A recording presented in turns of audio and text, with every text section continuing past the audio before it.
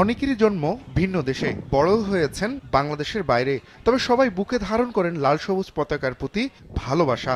তাই তো বাংলাদেশ ফুটবল ফেডারেশনের ডাকে এবার বিশ্বের 14 দেশের 48 বংশোদ্ভূত ফুটবলার এসেছিলেন বাছাইয়ে। ট্রায়ালের প্রথম 2 দিন ছিল passing, vision, of the ball, movement পর্যবেক্ষণ। বর্ষার গরমে 2 দিন খেলোয়াড়রা কিছুটা সমস্যা পড়লেও মানিয়ে নিয়েছেন। বাছাইয়ে টিকতে ট্রায়ালে সবাই সর্বোচ্চটা চেষ্টা করে এখন অপেক্ষায় কোচের সিদ্ধান্তের। It's been going really well. Last 2 days really good. I think I've been doing really well as well.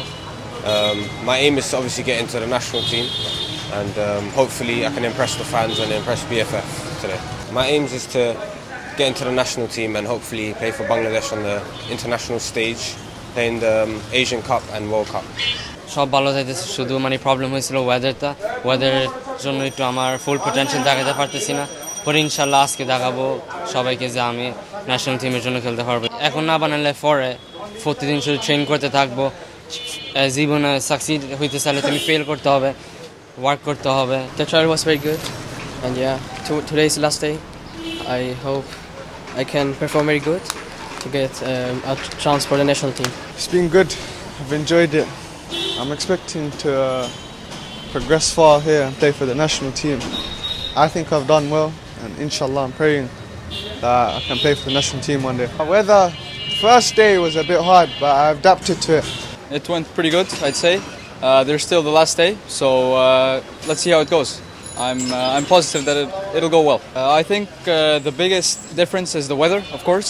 It's really warm. I feel that sometimes during the trial I got a bit dizzy from the head because of how warm it was, or all of it together. It's kind of a bit more difficult here. Unique একটা experience ছিল, overall অনেক ভালো লাগছে।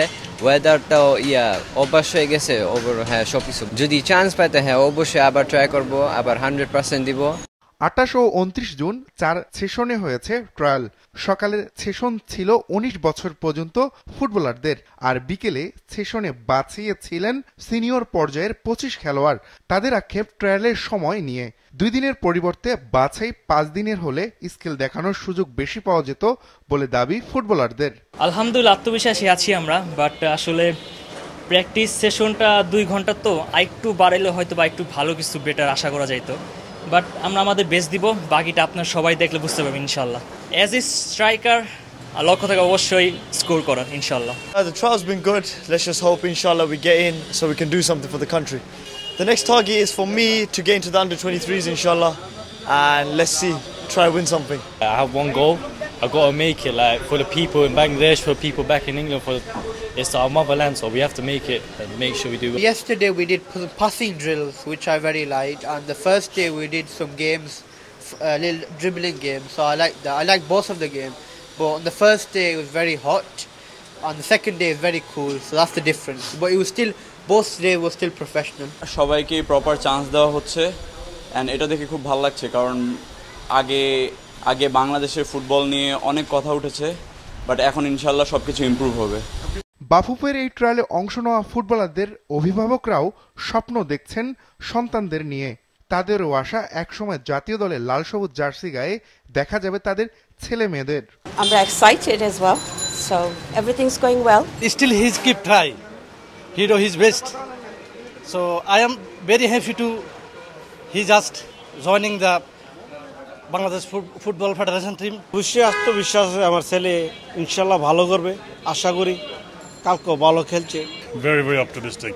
They trained very well last 2 days, and today is the final game, and hopefully they succeed.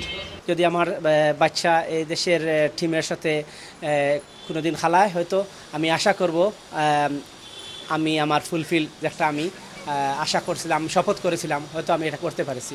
ফুটবলারদের এই বাছাইয়ের দায়িত্বে ছিলেন টেকনিক্যাল ডিরেক্টর সাইফুল বারী টিটুর অধীনে থাকা দেশি বেশ কজন কোচ। পর্যবেক্ষক হিসেবে এই ট্রায়ালে ছিলেন জাতীয় দলের স্প্যানিশ কোচ হাবিয়ের কাবরেরা। বাছাইয়ে কয়জন যোগ্যতা সম্পন্ন ফুটবলার পাওয়া গেছে তা শীঘ্রই জানাবে বাফুফে।